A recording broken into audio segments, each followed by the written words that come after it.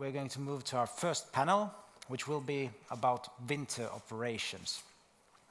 For that, we need a moderator with a massive experience in this area. He's a director at the Finnish Transport and Communications Agency, graduate from Lappeenranta University of Technology, also from Finnair Flight Academy, captain with nearly 13,000 flight hours. Please welcome to the stage, Mr. Jari Pöntinen.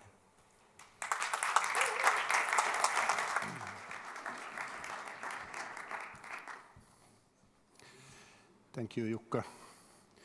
Mr. Manner, Patrick, Pekka, ladies and gentlemen, once again, welcome from my behalf as well. It's an honor to be here in front of you, very experienced audience.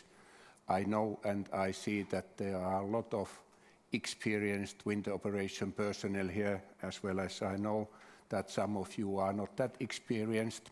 And in that respect, our target with our dear panelists, our idea is to raise up the challenges, the ways to mitigate the challenges related to winter operations, so that the operations are conducted during the winter time as safely as during the summertime. Our panel is not exactly the kind I believe you have used to. We have, of course, the interactive session, but in addition to that, our panelists have been allowed to raise up a topic or two of their great interest, which they want to share with you, where they see that are big challenges, how they are mitigated, if there would be ways to do something different that has been done so far. That will be especially raised up in the active session after the panels. Of course, we want to have the sustainability here. In addition, it's responsibility for all of us. Even if we want to conduct the winter operations safely, we need to take care of the environment as well. There's always something to do in that area as well. There are different subjects. It's a training issue. There are certain regulatory issues which support winter operations, something that could be done perhaps differently in the future. That's something we would like to raise up. I have this bunch of papers here. Luckily, it's not windy here, so they will stay on the board and I don't need to collect them from the floor and try to do it without them. But first of all, once again, it was mentioned already by Mr. Manner that the collaborative working together. Of course, safety in flight operation is based on the responsibilities for all different parties, but here, especially in winter operations, we have real specified experts we need to support the flight operations. And in this panel, we concentrate on the winter ground operations. We have 4 experts here from different areas to support the operations. We don't have air traffic controllers here. I know that somebody of you will ask, why not? They are essential part of the airport operations, of course. But we see it that way, that the air traffic controller need to do his or her duty same way during the summer, during the winter. There's nothing extra. Of course, some more extra space for the arrival aircraft, some extra separation for the departing aircrafts. But basically, that's not that big change during the summer operations that we would have wanted them to be here. They are involved in all the panelists, areas of expertise that will be raised up perhaps in the presentations and so on. But work together with the de-icing, runway sweeping, as mentioned, air traffic control. They support the flight operations that we can conduct safely to serve our passengers and our community. But not to speak that much, but let our experts speak. I would like to welcome our experts to the podium, and we quite often in Finland tend to say, ladies first, even over the weak ice. May I welcome Mrs. Heini Noronen-Juhola on the podium. She is Vice President Airport Operations at Helsinki-Vantaa Airport. She is very experienced in coordinating the winter operations as well as the summertime, but the de-icing, runway sweeping, CDM, it's under her thumb. Heini, thanks. Thank you.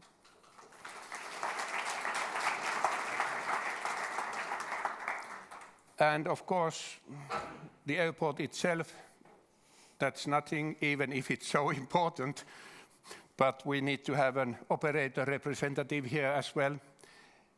I would like to welcome Mikko Välisalo on podium, Fleet Chief Pilot, Finnair. He's very experienced, pilot by himself, and being responsible at the Finnair flight operations of coordination of the winter operations.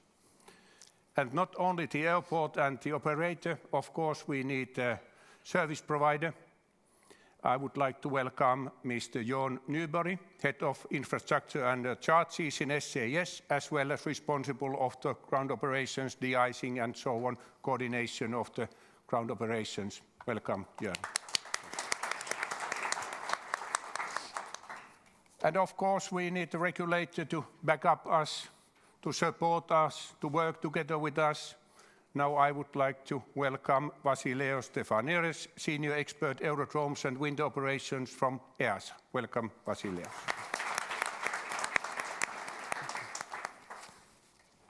We are talking about winter, but outside when you arrived here there was no snow.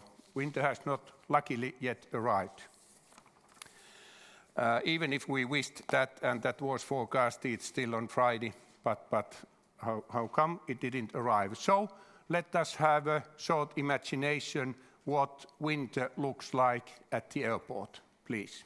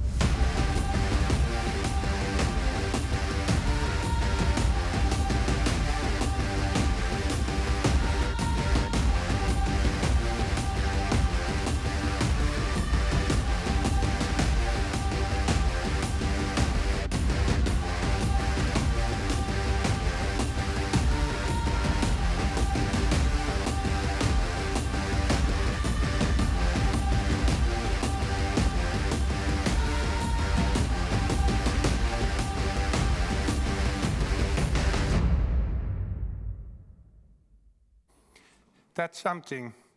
Winter is not always the kind of rock and roll, but I need to say that after you have succeeded, hopefully in a schedule to the destination with the support of all the experts at the airport, the kind of winter operations, you feel like a rock and roll when you leave the aircraft and passengers have left to their own duties. But I promised you that I won't be the only one speaking here. Now we have time for our expert presentations. And still, once again, Jukka already reminded you, we have the Slido. Please raise up your questions there. After our initial interactive session, we will take your questions from the wall and try to answer them. There is as well one poll, only one question. It's in the Slido. Please look at it, answer it. It will guide us for the future work. Heini, please. Thank you. Thanks.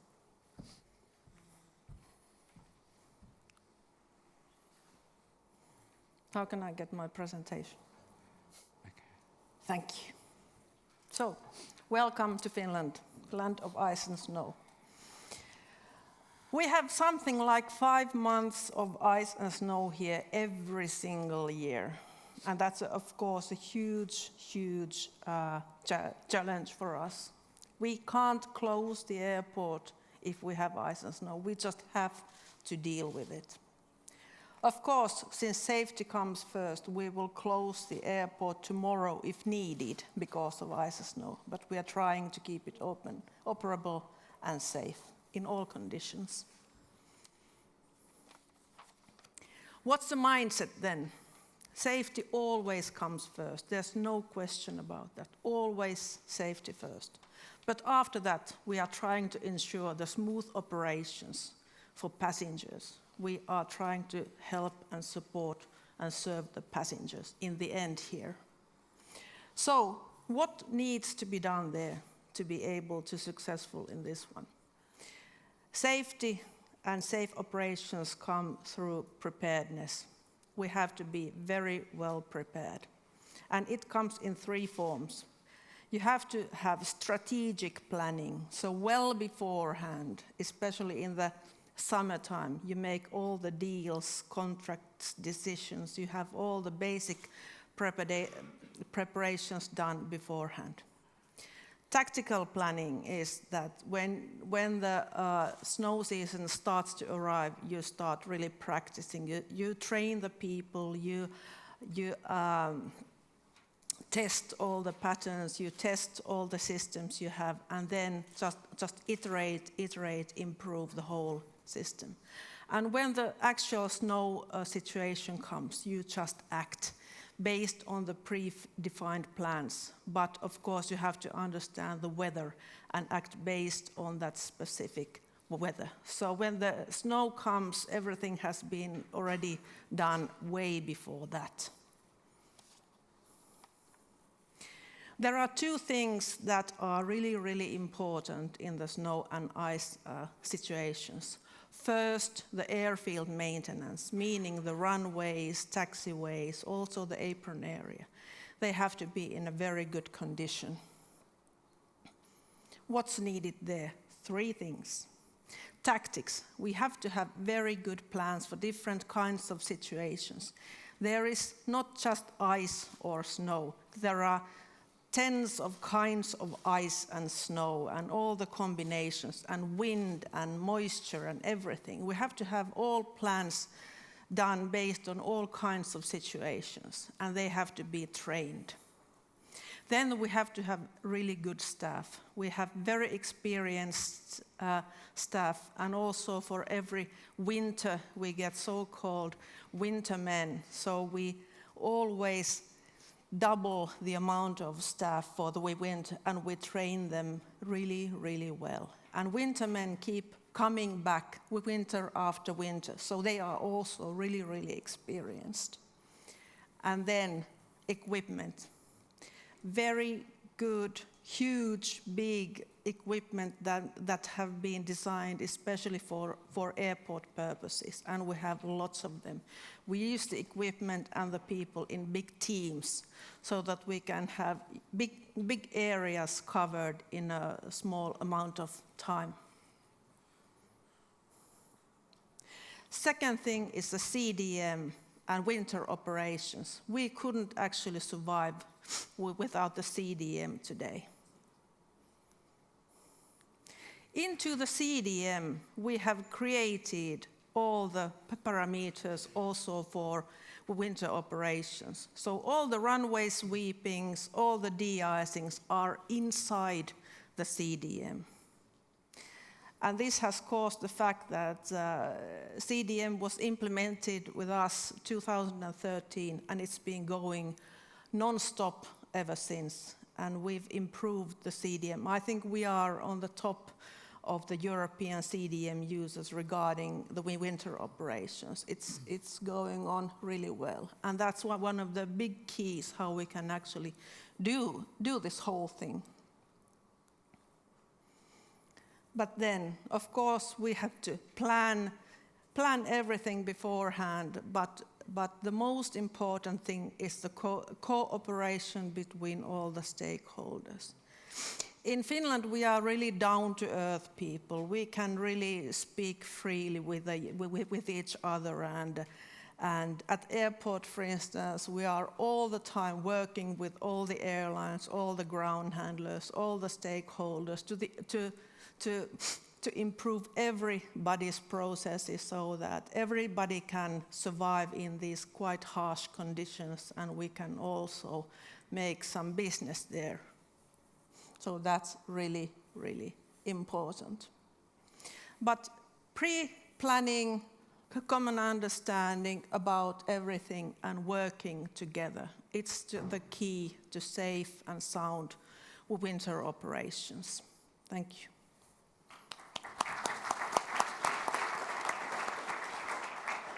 Thank you, Heini. Let me welcome Mikko Välisalo with his presentation.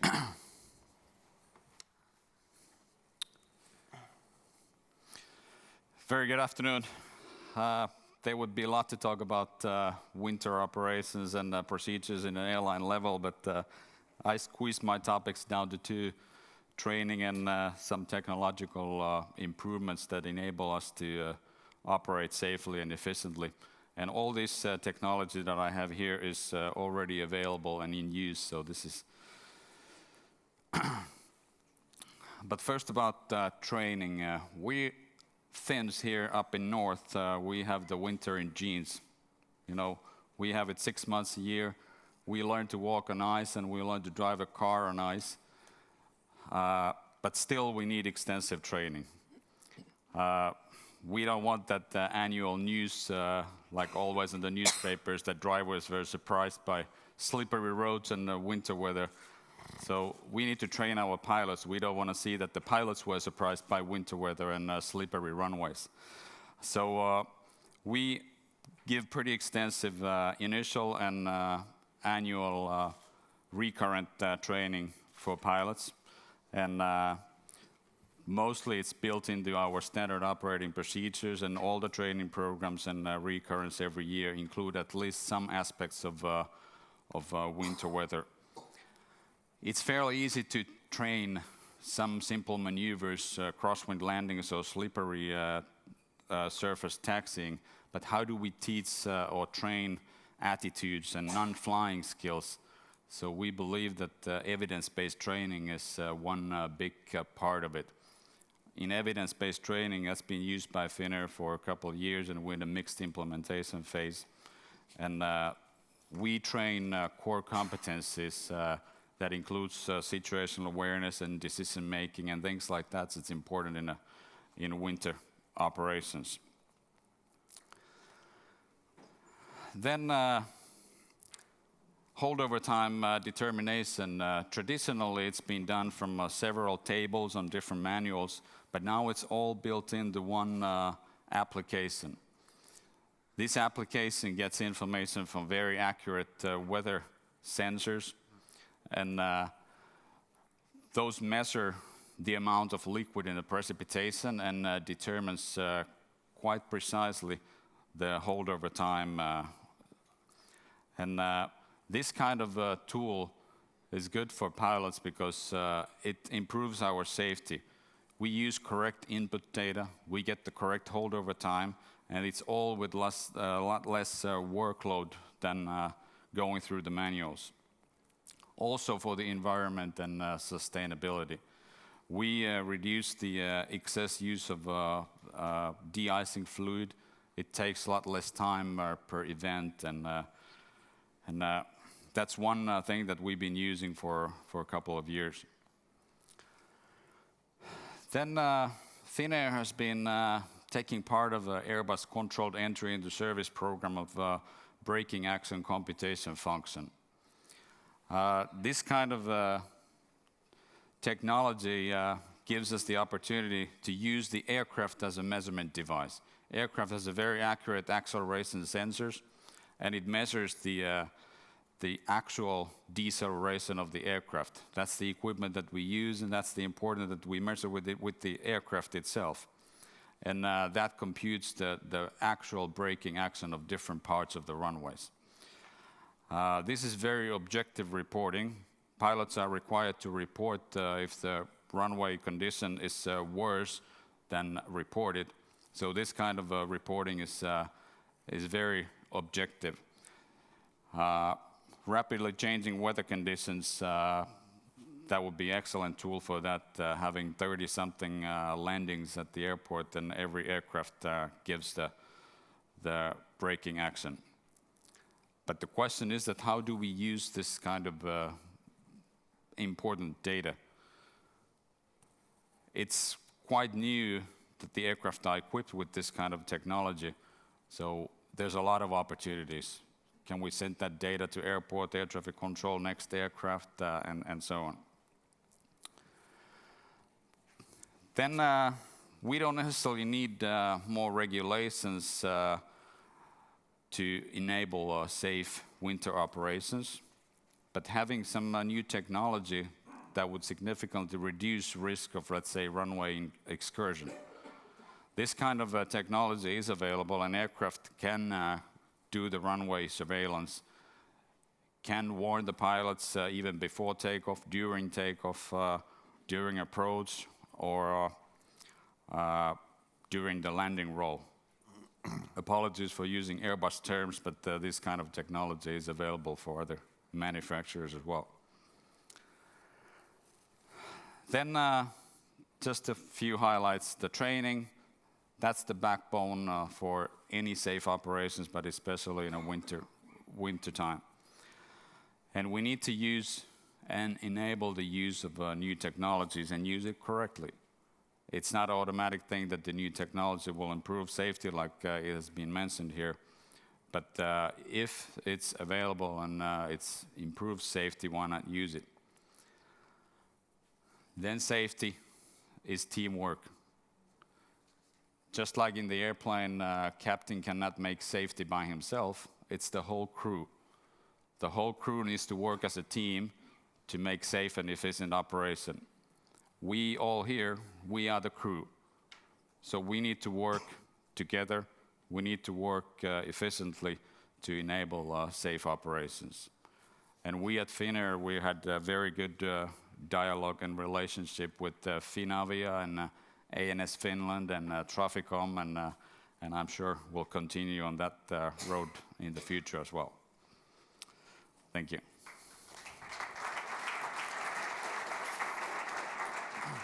Thank you, Mikko. Jørn, please. Thank you. First of all, it could be said that as our colleagues here have mentioned, 5, maybe 6 months a year is winter here in the Nordic countries.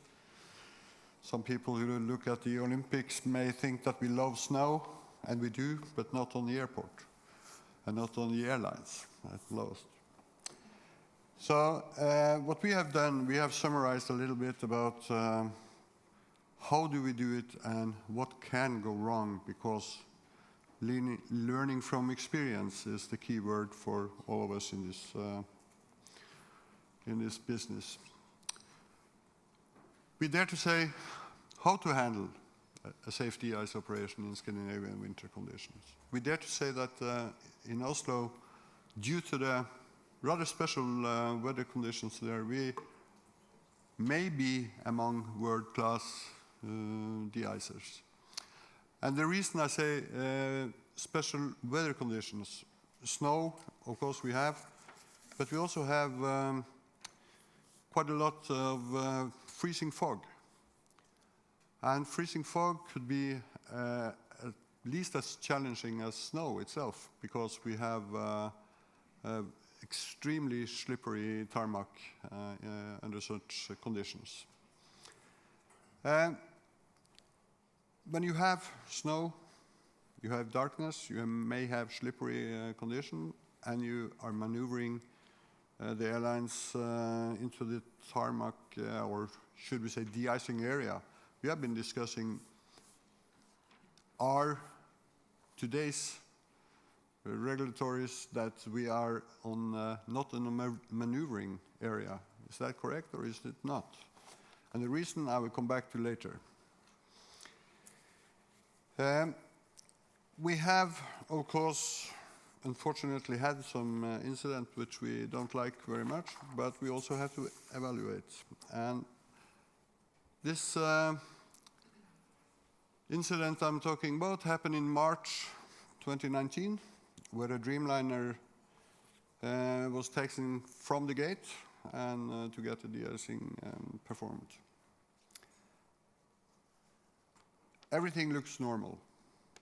It is snow, it is dark, the tarmac is partly covered with snow, so the lines and everything is hard to see.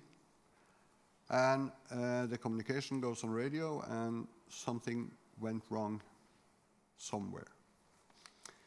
So we have, as it says here, we have 6 tracks on the platform, where 1 and 6 is for narrow body only. This was a Dreamliner, so when he took into track 1, there wasn't sufficient space. The wing hit one of the flood masts and almost broke. Don't show very good here, but it was hanging more or less over the fuselage. And of course, it was a great happening in that way that this mast didn't collapse over the fuselage. We are in a position we say, how come that on an airport with top-notch rescue and all that stuff, it took more than 15 minutes before there was someone from the rescue teams at the airport, because it's outside the maneuvering area. That was said afterwards. And we think that this wouldn't prevent the happening, of course, but it's a thing to think about. Things can happen at every part of the airport, and the rescue team should be in a little bit quicker response time there. We also, of course, have to see about the cost. The cost for this aircraft was very high. It was several weeks out of production. It was severe damage. Couldn't be ferried anywhere, so it had to be flown in people from the airline to participate in reparation and rebuild of the wing. We have discussed what could have prevented this happening. We have talked about digitalization. Maybe a digital track allocation in this case would have been a better help for both the de-icing operators and who was on the platform, but also for the captain and his crew. Light boards, running rabbits would definitely have, in combination, of course, we will definitely have bettered the situation for the captain to see exactly where he was going. And also follow the green could be one of the things. We also have seen on the general lighting on the area. When you have the right conditions, read me, wrong conditions, it's not sufficient light. And when you also have partly covered with snow, you can't see the lines very good, and it's in our opinion, definite need for more visual help. We also,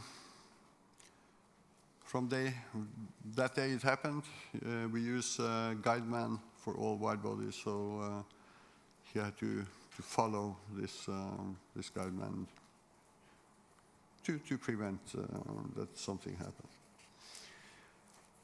Furthermore, I would like to say that de-icing, as I mentioned, is not only about snow. The visual element is a huge factor here.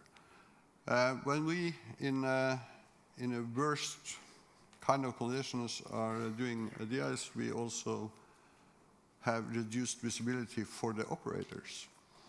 The spraying itself makes a lot of fog, and sometimes it's even, I will say, close to impossible to see the airplane you are going to de-ice. We have, it could be mentioned, we have on one of our highest de-icing days in Oslo, we used almost 650,000 liters of fluid, which in an economical cost, okay, it's a lot of money, but it's also a very important factor regarding the environment. So we are rather proud, I guess, to say that almost 90% of the fluid is recycled. But all the time there is something which goes into the system where it shouldn't be. We have, as I said, this. We try to find some picture which illustrates the fog. This do it in a way, but it's still possible to see that we can improve all the factors. Even though we believe that all the factors were good taken care of, we still see that there is more to increase. Little snowy airplane there. We had one day we had winter 2 years ago. We had about 50 centimeters during a few hours, and we can see then that the platform, it's only small areas on the platform which is free for snow, even though it was swept only minutes before. So in our case, we have a few examples what we think would improve the safety when we perform de-icing. Thank you.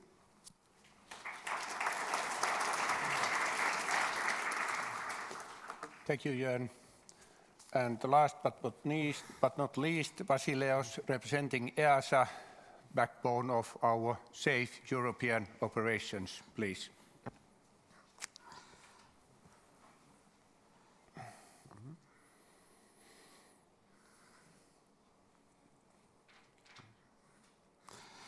So, good afternoon to everyone.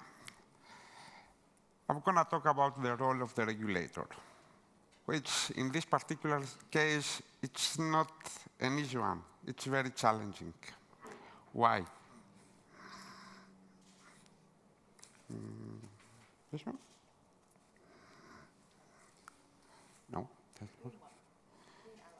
Yep, okay.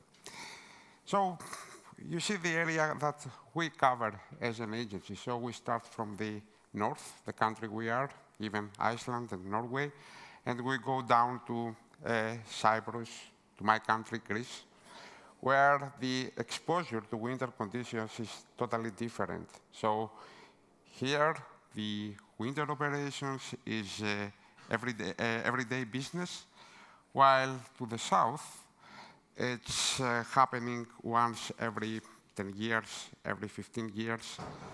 But with the climate change, we also have extreme weather conditions in these places. And we need to make sure that operations are taking safely in whole Europe. And of course, in this region, we have a lot of experience, while in other parts, we don't have too much experience. So what is our objective? And I think we can only agree that we need to maintain safety and regularity of operations during winter conditions. And talking about the regulator, many people think that the regulator is preparing rules and rules and rules. It's not the role to push things. It's to support the operations.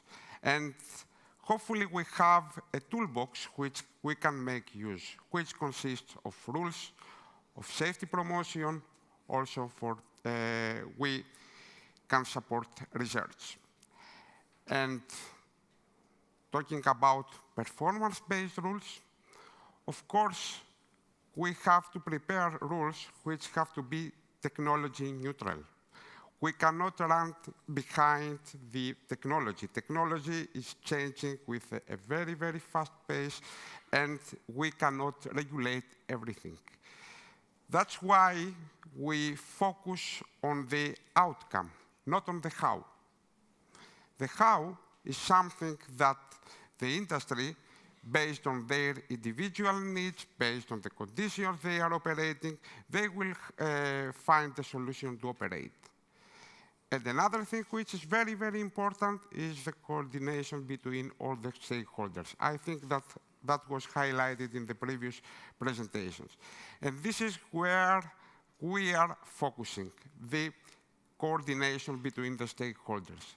And of course, we have the safety promotion. Safety promotion is a very, very good tool to spread information in a very quick and efficient manner. So in this way, we can advertise, we can promote good practices and different lessons learned. So what are our expectations from this event in this particular subject? First of all, to listen to your questions and concerns. Even before the workshop, I have received many questions. So we will try to provide clarifications either on stage or during the breaks. And then we need to come up with a list of actions.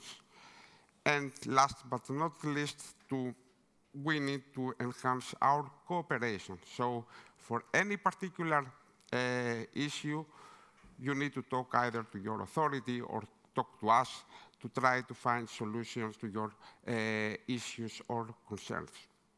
And that concludes my presentation. Thank you very much.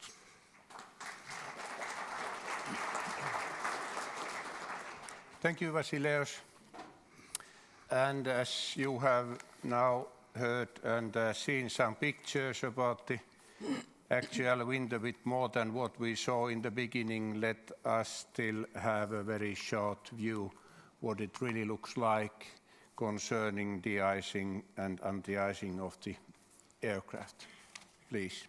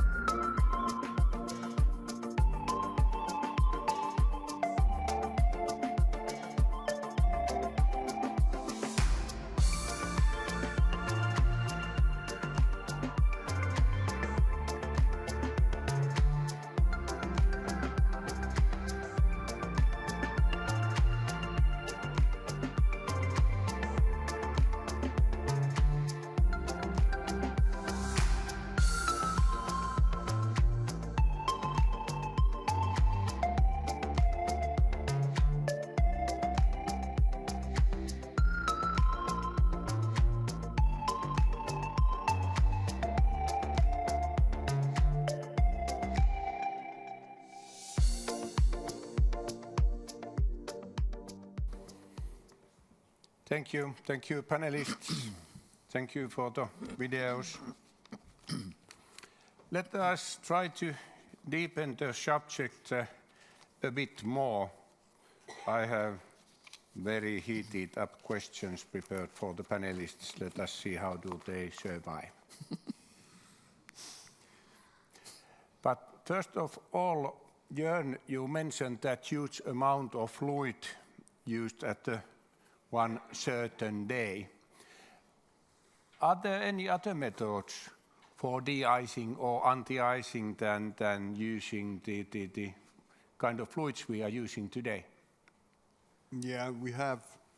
Sometimes we have a manual removal of snow with a brush and blower if it's dry and light snow. And we also reduce the amount of fluid by doing preventive when the planes are just landed. In that case, we can reduce, I think, 50% of the usage of fluid. Okay, huge amount. Yeah. What about the recycling? You mentioned that about 90% of your fluids are recycled. What happens for the fluid which actually is recycled? Does it come back as an upgraded fluid? Can you use that as a thickened one, or is it only type 1, or what happens for the fluid? It's collected by the companies who deliver the stuff to us, and we get a reprice for it, and it is into the factory and remade, and we buy it next time. Okay. That's full price, I guess. That's real recycling. Thank you, and double price for next time buying in. Okay. How about Heini at your airport? Yep. You have similar procedures for recycling, and how about the other methods than only de-icing with the fluids? Anything common with the Oslo and Jørn? We are actually collecting 80% of all the glycol used, and we don't recycle it. We just take it to a plant that takes care of it. We will start recycling the glycol as soon as it becomes a business case. So far, it's not a business case, so we do something else with it. But we have also some other ways of dealing with these things at Helsinki Airport. First of all, of course, mostly the de-icings are made by glycol, but then we have also the blowings, heatings, and we have preventives as well. So we are trying to also look everything beforehand. How can we make the actual de-icing process as small as we can? So we try to advance all these greener processes. Okay, thank you. How about Mikko? From you see the operations or de-icing from the pilots, from the operator's point of view. You mentioned the holdover times. What about the fluid specifications at the moment? Is there something you can say? Are you satisfied how regulators or regulation is supporting present fluid specification? Are there industry standards that you can rely on, or anything about the fluids? Yes, currently we use FAA published holdover timetables all over Europe, and that could be one thing investigated, that could EASA publish own holdover timetables, especially for the fluids that we use here in Europe. But like mentioned in the short presentation, good improvement is the holdover time determination throughout some kind of application and through the sensors. That's a significant improvement for pilots, that you don't have to go through all the manuals and tables, and it has a safety impact that you use the correct input, you get the correct holdover time, plus the environment, of course, that we reduce actually the amount of fluid that we use and also the time per event. So that means we burn less fuel during the ground operations. How well, Mikko, is your app working, how to say, when you specify the fluid concentration, especially for the present contamination and temperature condition? Are there a lot of situations that holdover time actually then is not enough, but you need to return back to another treatment? I think the application has been worked pretty good. There are certain airports like Helsinki that has actual exact measurements, and pilots can use their own inputs as well. If you think that it's snowing more, then you use different input for the application. We also have a backup doing it via the A-cars in the cockpit, or then even going with the same tables that we have traditionally used. But yes, some occasions, if the takeoff is delayed, you might have to do another de-icing, but then things happen. But mostly it's been working good for us. Okay, thanks. Vasileios, sorry about heating you now, but Mikko mentioned that they are using FAA-based holdover timetables, and there perhaps might be something European, as there used to be when there was a heavy industry support years ago. Is there something you would like to say why we are working into Europe at the moment, the kind of we are doing the things, and are there any plans from the EASA side? Should something be done differently? Very long question, but I can repeat. Well, I will try to respond to this question. Well, we know that in the past we used to work with AEA recommendations for aircraft de-icing. Then there was a decision to discontinue this, to follow these recommendations, and IATA and ICAO, supported also by EASA, they decided to develop global standards for aircraft de-icing. And this is taken over by SAE and specifically Study Group 12, where they developed the global standards. Actually, ICAO has also published in the aircraft de-icing manual, I think it's document 9640, the new edition last year, which adopts these global standards, and EASA is currently using the FAA holdover timetables, which are updated, as far as I know, every August. Is it correct? Yeah, they update the tables. And this is the current situation which we are working, and of course in the area of de-icing, where the agency has issued, I think, quite a number of safety information bulletins advising the industry of different issues regarding the aircraft de-icing practices. So I don't know what will be done in the future, but for sure this is something that we will look into it. Okay, thank you, Vasileios. Sounds good. What about Vasileios? Still, as according to new basic regulation, ground handling issues are now under our focus very strictly. I know that EASA is building up a rule-making task or task force concerning ground handling issues. Will the winter operations, de-icing and de-icing in addition or included, will be included in that rule-making task or workforce? Well, yes, indeed, according to the new basic regulation, ground handling is under the mandate of the agency, and we need to come up with something.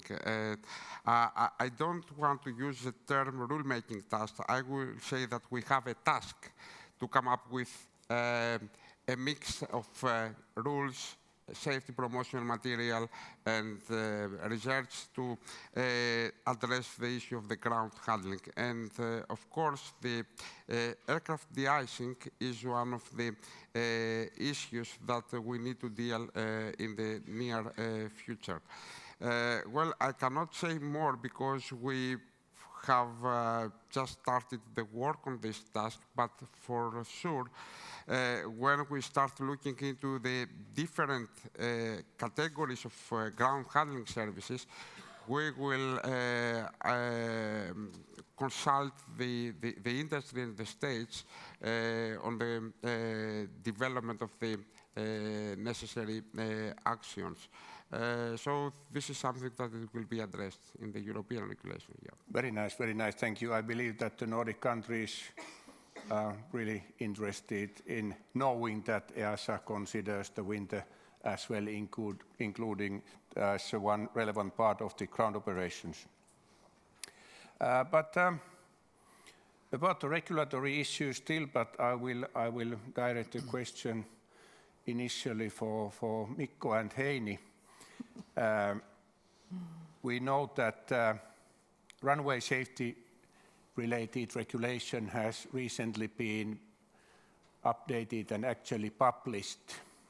Are you, as an operator, happy with the recent publication and the ways your expertise in the northern conditions are allowed to be used in measuring the friction and performing the performance calculation? Two obvious questions, sorry for that, but please, Mikko, if you can start.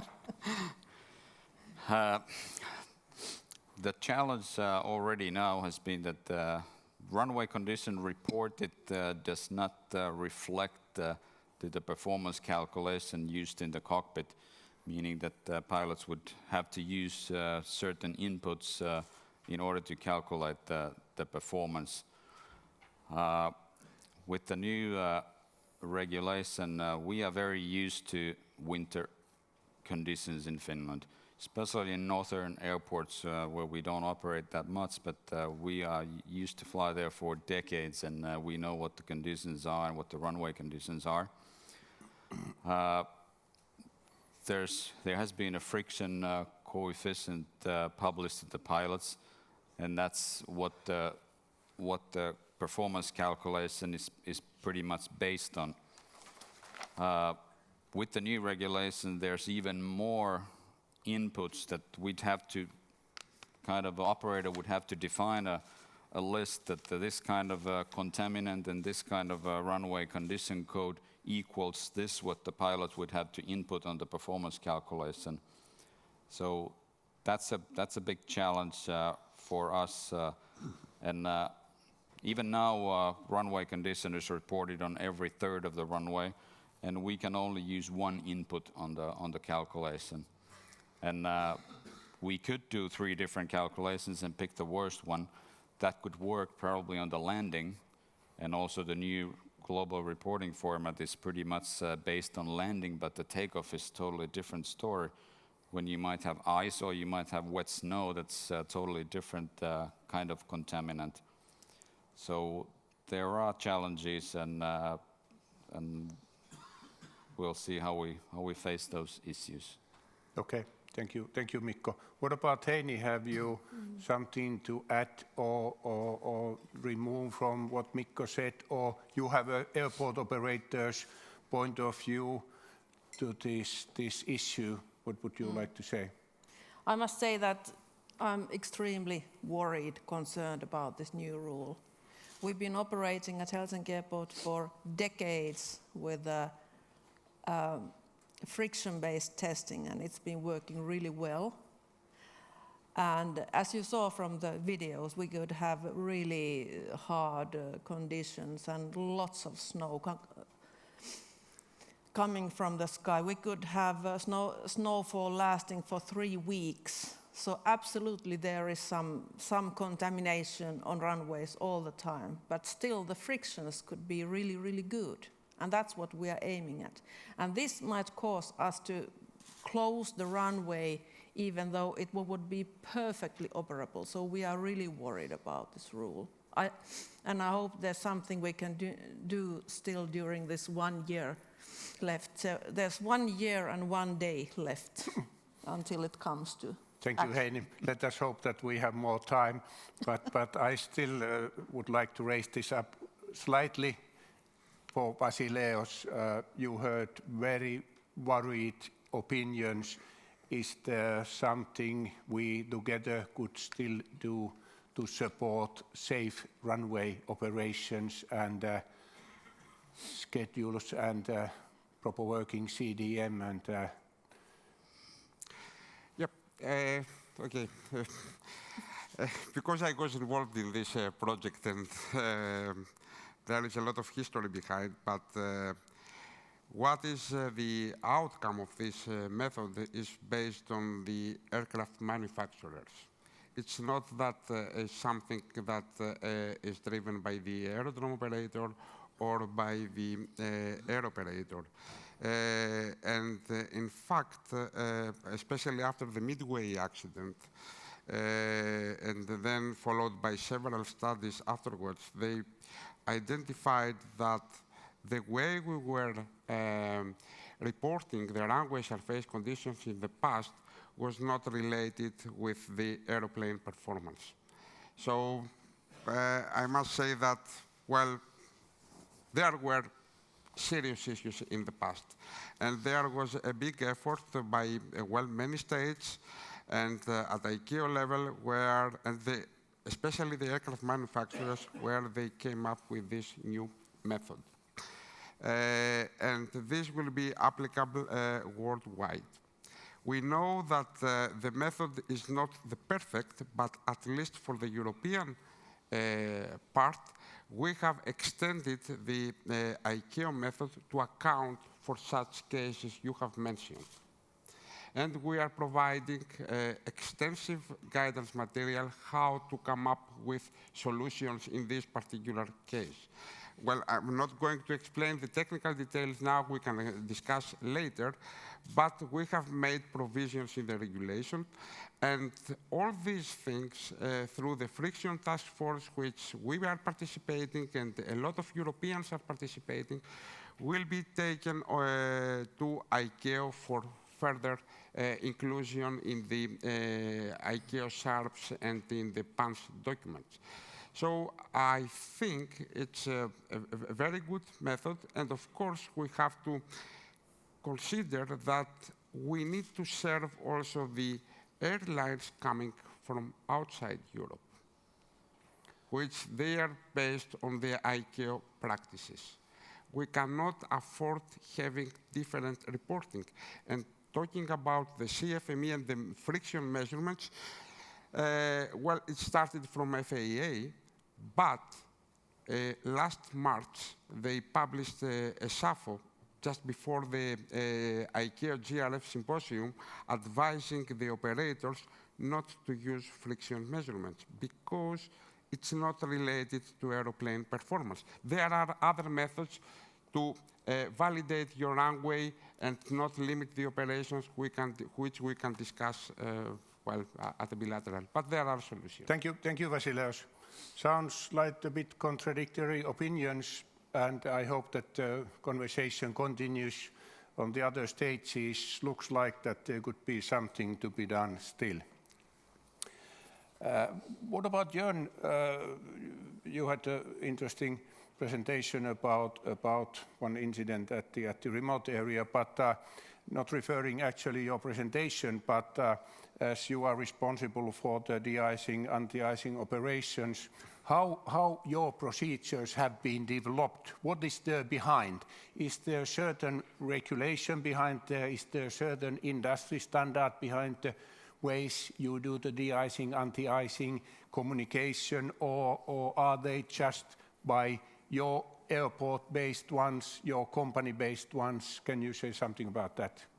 Yeah, I can say, first of all operators or all airlines from Europe, or should we say Nordic region, they are very used to need a de-ice, and they have no problems to say understand each other, no misunderstandings, because it's part of the regular operation. We can see that it's increasing traffic with airlines from I would say no snowy areas in the world, which don't have this background, of course. And maybe we should have a more regulated communication rules in the same way like the tower have for the airlines and so on. You mean communication with between the de-icing crew and the aircraft, or? Yeah. Okay. That's what I mean. Because in my opinion, this misunderstanding which happened with the airline, which I had a picture of, I think we would mainly reduce the risk for those kind of incidents if we have a more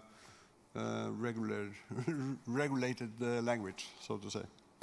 But could there be something else than the regulation behind? What would you like to recommend from your point of view for the operators coming from not so experienced winter countries? What could they do from your point of view to support safe de-icing, anti-icing operations? No, it's more like what you should say, a more briefing, ask for a briefing or something like that, because some airlines do, some don't, and we can see that a briefing mainly solves all this kind of problems.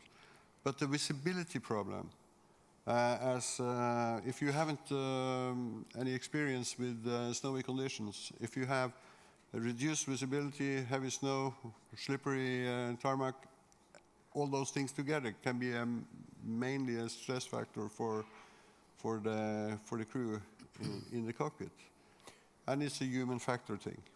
Okay, thank you. Interesting. I have a further question then for Jørn, but Mikko has something to say, please. Yes, that's a good point. It's also a challenge for the airline because all airports pretty much they have different kinds of de-icing procedures.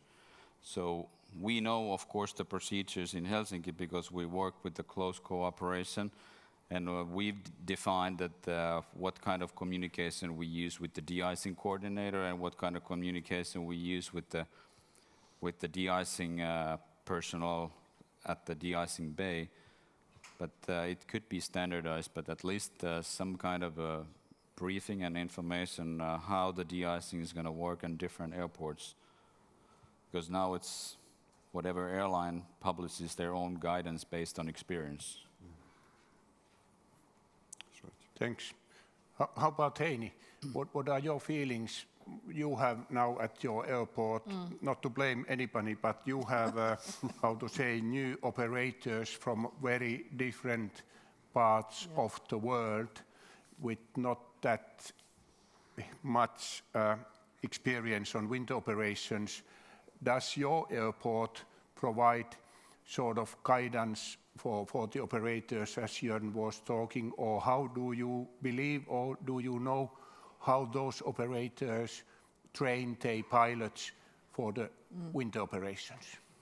First of all, we've just had starting some really new airlines to Europe from Asia, and they don't have much experience about snow and ice, and now before the winter started, we've been training those companies. We've been training people there so that they understand the CDM, the de-icing, all those basic things. But of course, the AIP has to be updated really well. But then again, we can't expect that the pilots understand everything just like that. So we have tried to create the environment so that it is easy, operable, you can see, you have guidance, so that when you taxi to the de-icing area, there are clear signs, stop here, do this, do that,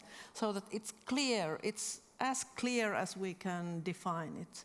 That's one thing, but of course everything could happen there anyway. Okay, thank you. Still work to do. Yes. How about if we go back to the runway area from a bit different point of view, based on the safety statistics and so on? Vasileios, there are runway excursions. That's quite a serious issue we face. It's both winter, even summertime, whether it's very wet conditions, thunderstorm, whatever it is. What comes in your mind? It has EASA sort of aspects to mitigate the runway excursion issue related to the winter operations. We already were talking about say, runway safety regulation just published, but out of that, anything in your mind? Well, the runway excursion issue is a very complex one because it involves, well, mainly it's aerodrome operator, it's the pilots, the controllers, which they interact. And well, it's true that we have runway excursions not only in winter conditions, we have also in summer when we have a contaminated runway with water. So this issue you can address it in different ways. For example, from the aerodrome operator point of view, you need to have a well-designed and well-maintained runway, which is one of the most important factors, with the appropriate markings which are visible to the pilot together with the lights. So you report accurately the runway surface condition, because this new method does not apply only during winter, but it applies in any contaminated runway.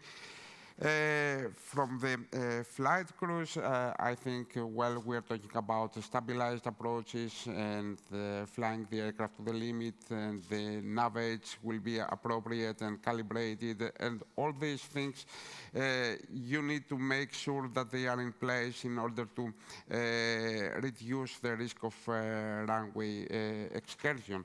And I think at least at the, well, from what we have in the EASA material, we are addressing this in quite well manner, but of course it's an issue that we are constantly looking and trying to improve. And I think this famous runway safety task mitigated a lot of issues which have not been addressed in the past. So, but still it's an effort that needs to continue. Yeah. Okay, thanks. Jørn, back to the remote de-icing position, and we had a few words about the operators. But what about how you see the communication at the remote area between the aircraft and de-icing crews, anti-icing crews? Do we have a proper method? You mentioned that partly as well. Are there language barriers? Should we be using ACARS? Anything new technology which would support the safe operation? I believe one reason was the communication, as you mentioned already, but anything more about that? Have you ideas? Immediate action for our sake, it's we have like 70 operators.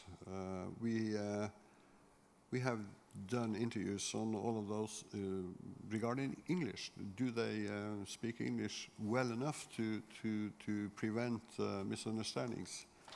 But also, as you said here, we can see every airline company which comes in have different ways of approaching the DIS platform regarding communication. So what we think is that a combination of our own more focus on better English for the operators and better communication with the coordinators and so on, we will also enhance that. It will be a great help for both parties if we have a more standardized communication. Definitely. Definitely, I fully agree. Thank you. Vasileios, short one, then I will have a short question for everybody, and then we need just a response to this is that, well, the communication is an important element. There is standard phraseology, which, well, it's advisable that we need to follow this.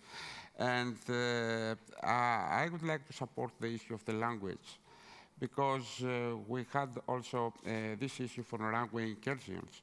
And we try to use the concept of one language on the runway. Also, the de-icing, which is a very critical operation, you need to make sure that they understand each other. So you need to have clear messages in the language. Standard phraseology as much as possible, I agree. Thank you. Very short question. We have a lot of questions in the Slido. I will be punished if I don't take them up on the wall pretty soon. But all of you mentioned training in the beginning and in your presentations. I see that as a crucial, most important part, perhaps behind the safe operations. I would like to have very short description still, in addition, to repeat how your crews, whether it's Heini, runway sweeping maintenance, whether it's Mikko, pilots, whether it's Jørn, de-icing, anti-icing crews, what kind of initial training, how long, what about recurrent training, how you make it? Just very short ones, please. If I may start, if we have a very fresh winterman starting at the first season, then he is trained for maybe two months. And that's actually, first he will be trained to drive the snow plows, then he will be trained to drive at runways, and then he will be trained to drive in a group, part of the group. And that will be repeated. Thank you. Mikko. Yes, we have pretty extensive training for pilots since we operate 6 months a year. Initial training is built into operators' conversion course, the type rating course. There's e-learning, classroom training for performance, and also in the simulators and line training flying. Then recurrent trainings, also we have e-learnings that has part of or some elements of winter operations. Then every pilot has 4 simulator sessions a year, each 4 hours. So we have a lot of opportunities to build in there line-oriented flight training that has some parts of winter elements. So I would say that we cover it pretty extensively, but we pretty much have to, because that's our everyday work. Thanks. Sure, agree. Jørn, please. First of all, we only recruit people who has been working on ground staff for at least 2 years. Because then they already are a part of the common, should we say, the common program that loading supervisors and so do have.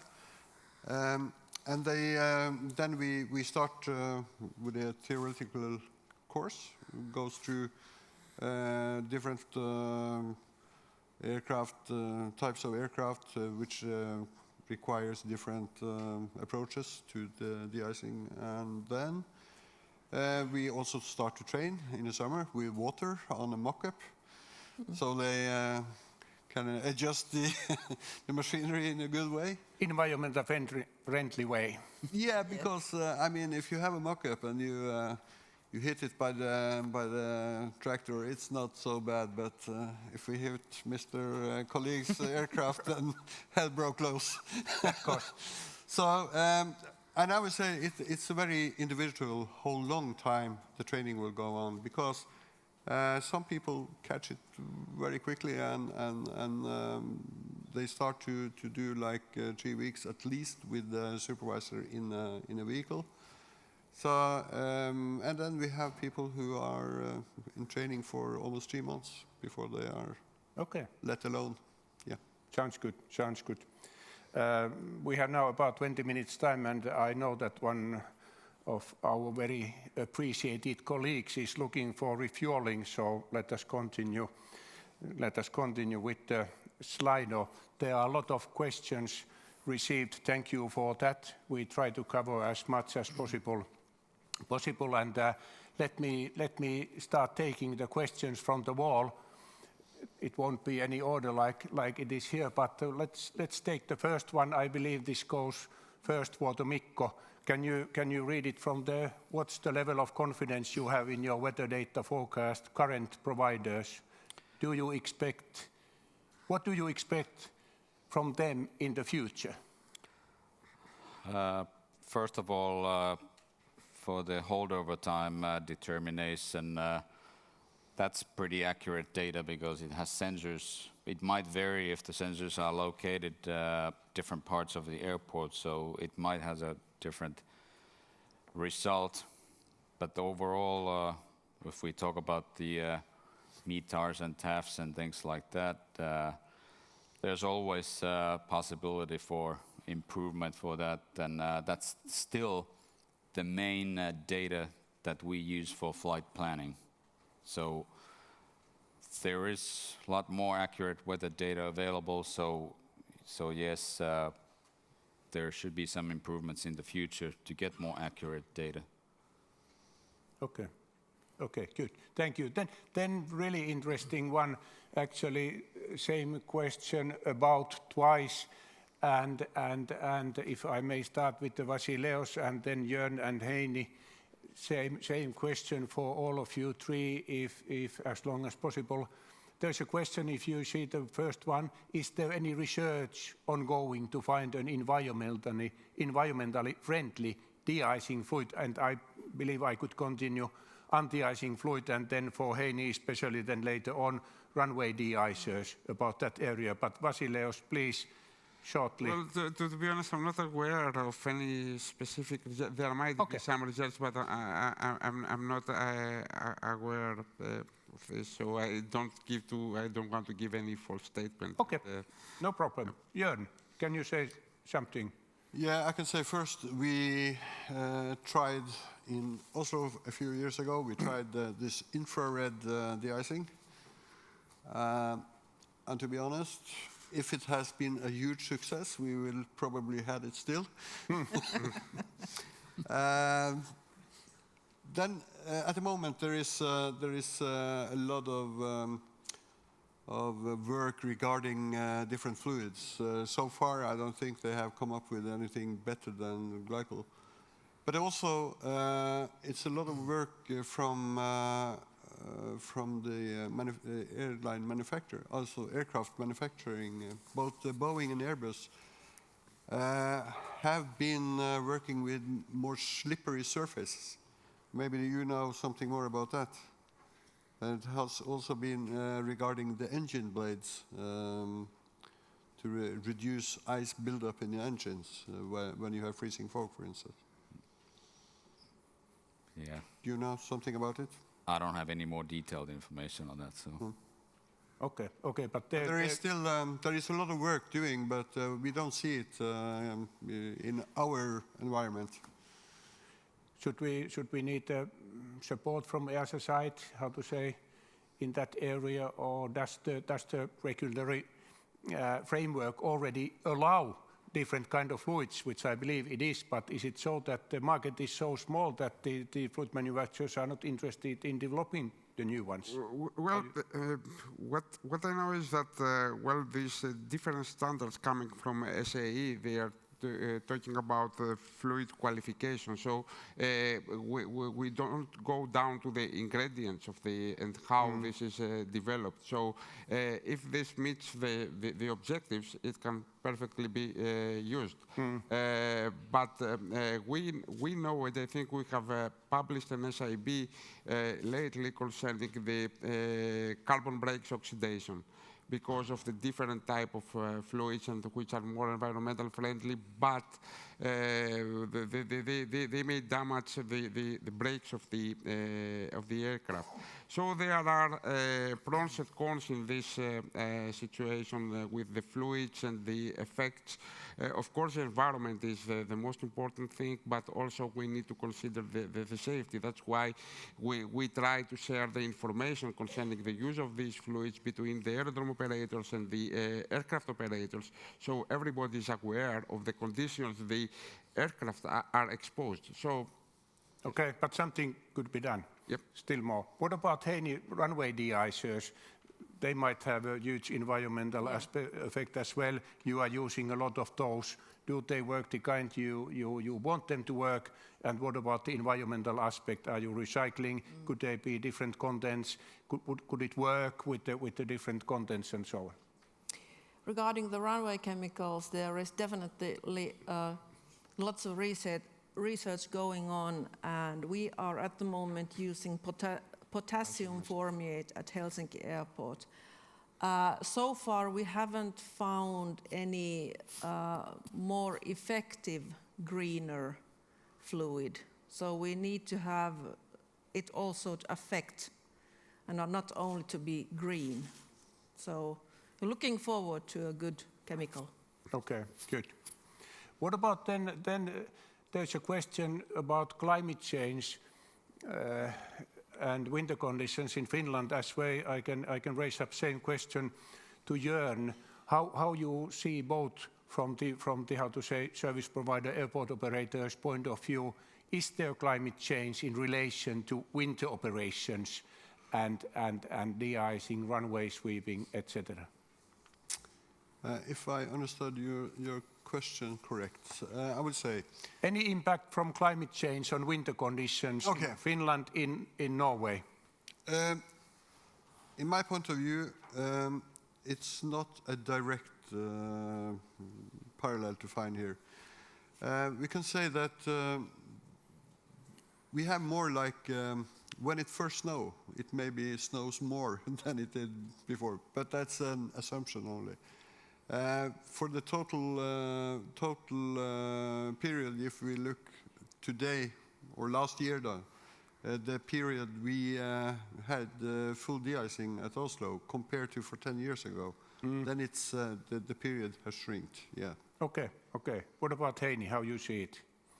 In the good old days, the snow starting to come in October, and the last snow melted in April, and it came steadily during the whole winter, and we had something like 2 meters of it. Now it could be anything at all. So it could be huge storm, and then plus degrees, a lot of them, and then it's like this all the time. And the most problematic thing is that the temperature it's below, up and down the 0 degrees, melting, freezing, causing a huge amount of work for us at runways especially. So yes, we can see the impact. Okay, good. Thanks. Or perhaps it's good that you see it. Just one more thing in addition to that. Because of that around 0, we have more freezing fog than we had before. Because the lakes around the airport, back in the days, it was covered with ice. True, yes. And then you had no fog. But Same these here. days, it might be open almost, the water is open almost all winter. So we have a lot of fog, yeah. And that's another kind of big problem, because the newer engines have don't tackle it the way the old ones. Okay. The latest thing has been freezing slush. Oh, that's So there could be anything. Yeah, that's right. interesting. Mikko, here's a question direct for you. Can you see the second one from the bottom? How can pilots know what's actually on the wing, contamination on the wing, to define whether you need to de-ice, anti-ice, and what about after the treatment, whether the holdover time is accurate still and you can continue? Well, that is true that on a small window you can't see much, but I think we have a good process in Helsinki that whenever you suspect or you are not sure if the wing is contaminated, then you request for a check for the critical surfaces. So it can be easily done at the parking position in Helsinki, or then you taxi through the de-icing bay and they'll do the check. And if it's not needed to de-ice, then you just go and take off. And if there is contaminant, then you need de-icing. So that's the easiest way, because pilots can't go and do the hand check on the upper portion of the wing. Cooperation relying on the experts outside there, they ice and they expertise. You mean that? Yeah, of Thanks. course it's the pilot in command's responsibility that the wing is clean before takeoff, and then you just have to evaluate the conditions before takeoff. If you have de-icing and then you're getting closer to your holdover time, then you just have to taxi and do another check. Okay. At least one more. Jørn, how can ground handling companies avoid human factor or human factor related errors when they have lack of staff and more of them drive a lot of different type of ground handling support equipments? Can you get something about that? Is the lowest one there? Yeah. First of all, we can say we try to specialize. I mean, we look at different kind of tasks in a different way. Like de-icing, it's one of the critical things, which means that we don't have any crossovers between let's say you are three weeks de-icing and then 9 months to the next time. It's not like that. We have dedicated people who are trained in tests, and I'm not sure if that covers the question. I can see it, but we do not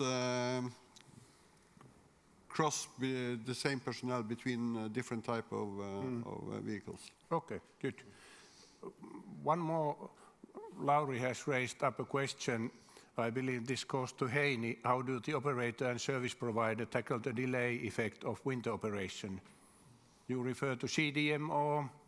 Excellent question. Actually, the CDM is more or less the key there. So the CDM is, I don't know if you all know, it's a Eurocontrol-based idea. It's a collaborative decision-making tool. So it's sort of a departure sequencer.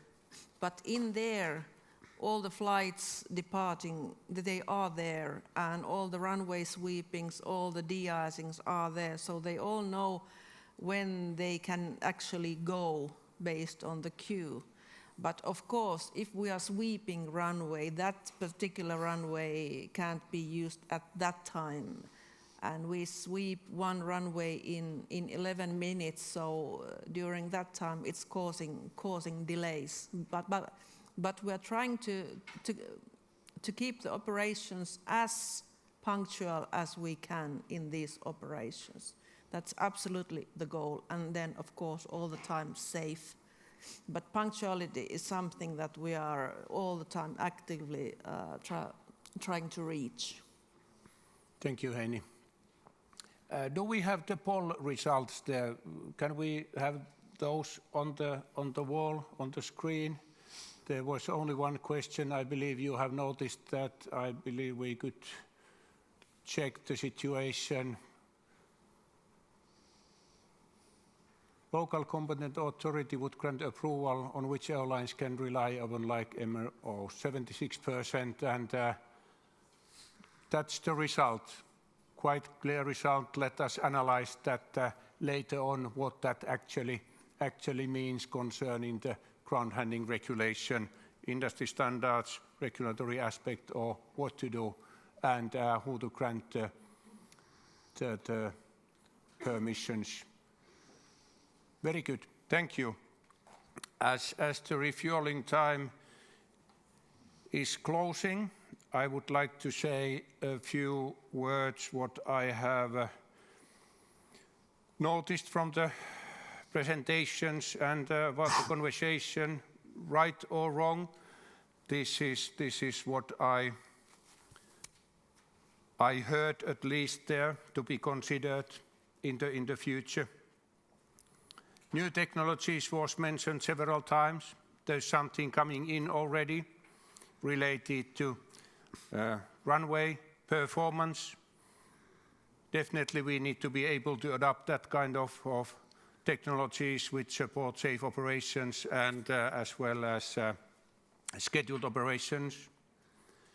In addition, new technologies, if we can find something related to de-icing, anti-icing, other than present fluids, there should be sort of scientific approach if we could do something differently so that those methods would be more environmental friendly.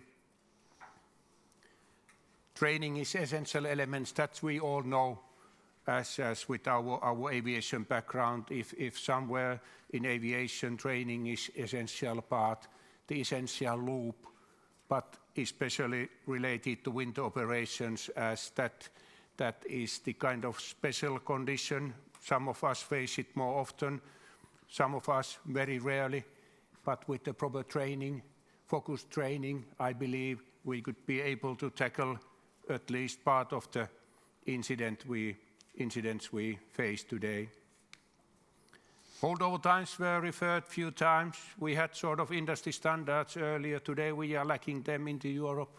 Is there something we could do in that area? I don't know. But that's in my mind.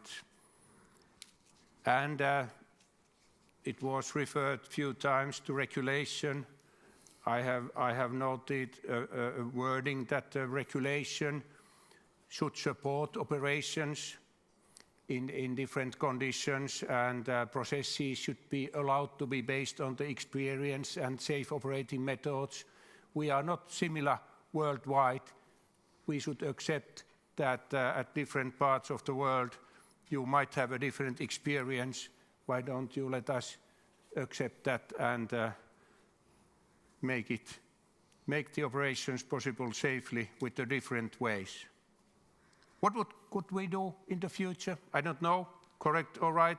I don't know if Patrick and his colleagues will be angry about my words, but in spite of that, I will say that should there be need for regulatory analysis, where the regulatory framework properly supports entrance of new technologies. I refer what Mikko mentioned, his aircraft type based of braking action measurements and the benefiting of that. Should there be several times mentioned regulatory analysis if there is support needed concerning the fluid holdover times as well as a scientific approach about the concentrations that we could have as safe as today, but more environmental friendly holdover times. I believe that the operators are very alone at the moment into Europe. And the sustainability. I know that EASA is working a lot together with the industry, but could there still be more cooperation with EASA and industry to find a balance between performance and environmental footprint? Big numbers there. It shows that 1 minute 50 seconds left. I will finish here. I believe it's coffee time, unless Pekka looks like he would like to say something. No, he's too afraid now after these words. Thank you, ladies and gentlemen. Thank you, Patrick and Pekka.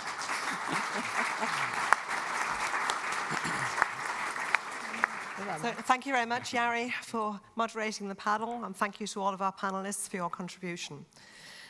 After quite a lot of time now thinking about snow and ice and freezing fog, it's probably a good guess that everybody wants a hot drink.